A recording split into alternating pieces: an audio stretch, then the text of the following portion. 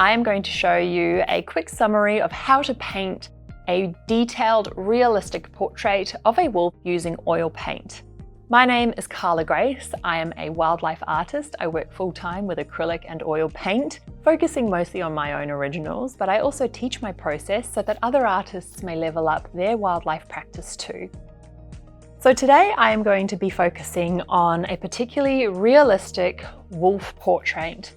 I'm going to explain my process based on a tutorial that I have on my tutorial platform that I will use as a guide to kind of summarize the main points that are really important to consider when you want to paint a realistic portrait of a wolf. I'm going to have the tutorial playing in front of me so that you can follow along and see the visual impact of each layer and stroke of my brush. As with just about every painting I do, I will tone my panel, often using acrylic simply because it dries really fast. So in order to make this a seamless process, I will wet the canvas a little bit first and then apply my acrylic directly on top of that. It just reduces the surface tension and makes it really easy to spread the paint evenly. You can do this with oil paint as well if you dilute your oil paint a little bit with some solvent or medium and oil out your canvas so that it has no surface tension as well. You'll get the same effect, you just need to allow it to dry a little bit further. I'll then follow this with my palette preparation. So I am preparing and anticipating ahead of time what I'm going to need for my blocking in. I use the same palette, just about the same palette, in almost every tutorial, every painting that I do. So I've, through the years, refined my color selection to these colors here in the palette. And using a couple of guest colors here and there, depending on the painting, I will always gravitate back towards this palette. So each tutorial has an expected color combination, which is really easy to follow and stock up for. This is just a simple preparation of the midtones that I expect to work with. Then I will add the outlines. So the outlines are, well, I do them with a grid. You can do them in any way that works best for you, whether it's tracing or freehanding. I do the outline using chalk pastel pencil because I can erase it as I go. And that's simply because I view my outlines as a rough guide to follow rather than a hard rule. Often you'll see oil painters using a pencil underneath the tone that they apply, so they fix a pencil outline onto their canvas before they do the toning. I don't like to do that because my outline tends to shift quite a lot when I work with my paint. I'll also enhance my outline or take it further using some anchor points. Now, I talk about anchor points because I'm really just adding pure black to the areas that have the deepest shadow. And this is just simply a way for me to create a little bit more of a solid outline to stick to or use as a guide with my blocking in. So you can see that here with the blocking in, I'm using quite a large filbert. I'm not using detail at this stage or at any time sort of in the near future with my painting. I prefer to use a larger brush at the start and a smaller brush as I progress with the detail. So this filbert is a size 6 filbert, and I use that on the larger chunks of fur that is a little bit more fluffiness to it. And then on the part of the face that has the shorter compact fur, I'll use a bright. I love brights for short compact fur because it gives me quite a structured stroke to follow.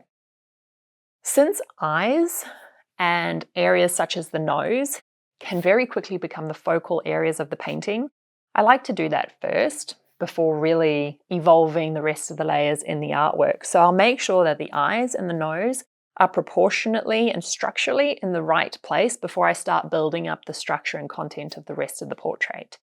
And that's what I do in this particular painting as well. So I focus on the detail in the eyes, I use a really small brush, and I really build up those layers carefully so that I create the detail and the intensity as well as the emotion in the portrait. I'll then do the same with the nose. So the nose in this particular portrait has a couple of different reflective lights. We've got blue on the top and then like a neutralized grayish brown in the bottom part of the nose because of the angle in the face. And so the reflection underneath the nose is coming from the fur, the reflection on top of the nose is coming from the sky or whatever it is around the wolf that we can't really see in the portrait. So that's when I'll start with the next phase of the painting, which can be done wet on wet or as a new layer if you'd like to let your painting dry. And that is the dark tones. So like many artists, I like to work dark to light. And this works really well for wildlife. And it's something that I like to do wet on wet fairly quickly after the blocking in.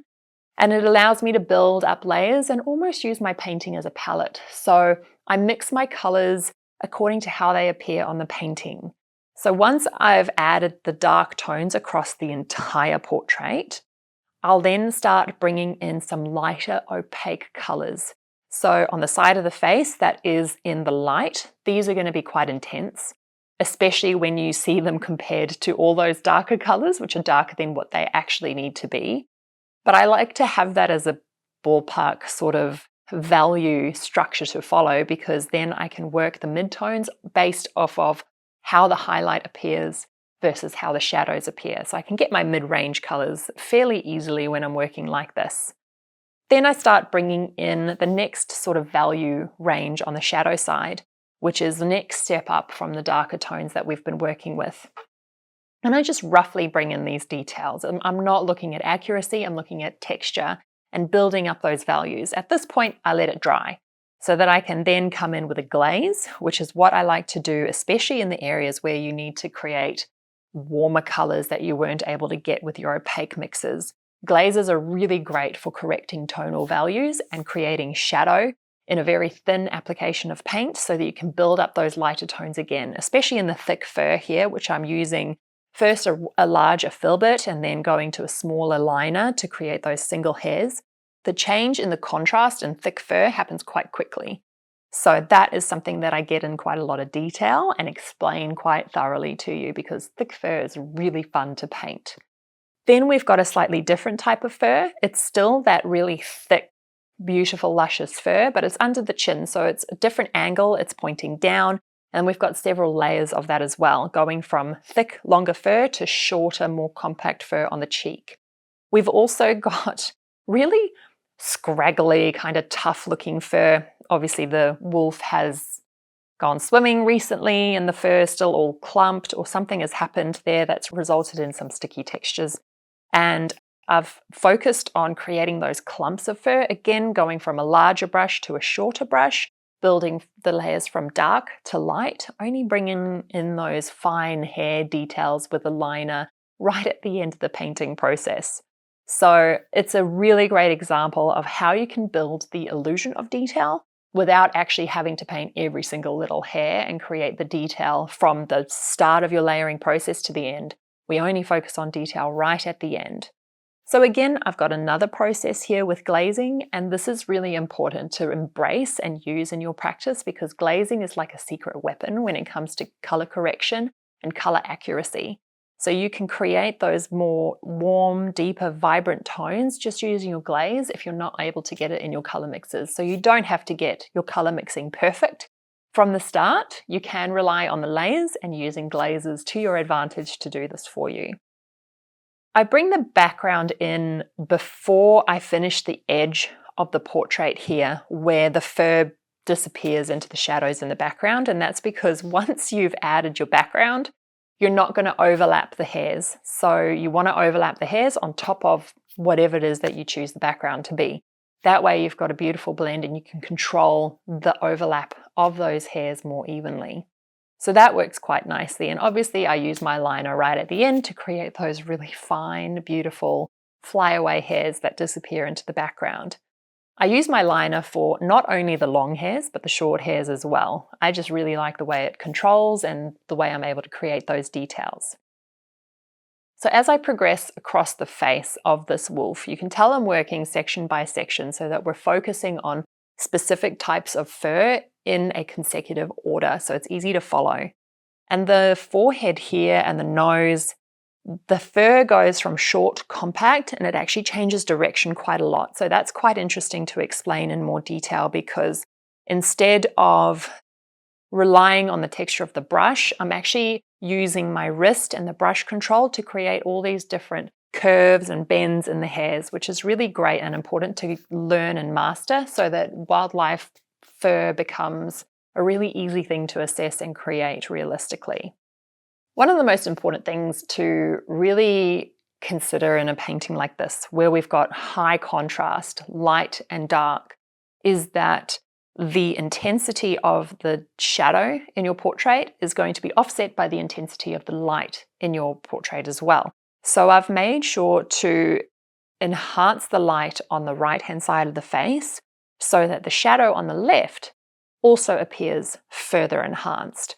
Whereas if the light that I included wasn't so intense, the shadow wouldn't really have that much impact either.